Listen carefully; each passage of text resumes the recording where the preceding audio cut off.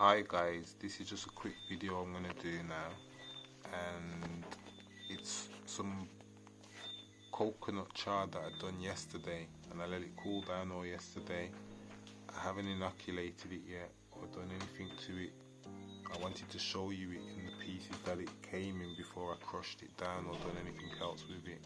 So here it is, and I put some of the bigger pieces to the front. So as you can see, it comes out exactly how it went in, untouched. You can even see some of the cracks in it that was there from before, and you can see the holes where it would have rooted from. There's some other pieces, and I enjoy doing the coconut because of the textures that you get. It looks really nice, and I like to use the coconut char for my potting.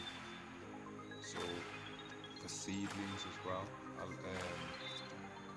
The majority of this will probably be inoculated for my cuttings with different things.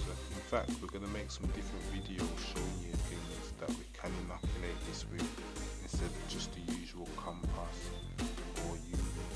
But there is other ways you can inoculate it.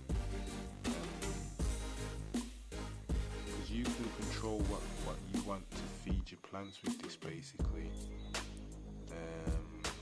depending on how you inoculate it. And I've done a lot of research, and a lot of people are saying coconut has got a lot of properties, and as you can imagine, like it's as strong, if not stronger, than wood. So you would imagine it's got some good properties in there to make it be so strong. So that strength now, you can convert it to help your plants. Is one way of looking at it. And as everybody says, this carbon has been taken out of the sky now, and we're going to deposit it back into the earth for at least 1,000 years. So if that's really true, this is like compressed toxin or carbon, and instead of it being liquid in the air, vapor, sorry, we've condensed it, and we're going to put it in the ground, and it won't affect our environment. So that's a way we're saving the world. And we need to keep planting to keep being able to use this, really. And it's fun as well, because you get to reap the rewards. So it's not just energy you're getting from it, you also get happiness from it, and you get great food, flavors, everything, and the right environment in your garden. So there's a lot more positives than negatives.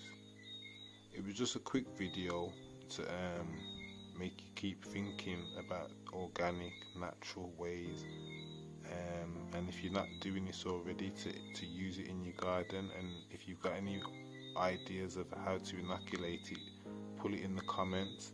But remember to follow, like, share with your friends, and let's build this community. And I'll be trying to do a video every day, so keep a lookout for my new video every day. And we'll get to the end soon. I'll see you later, guys.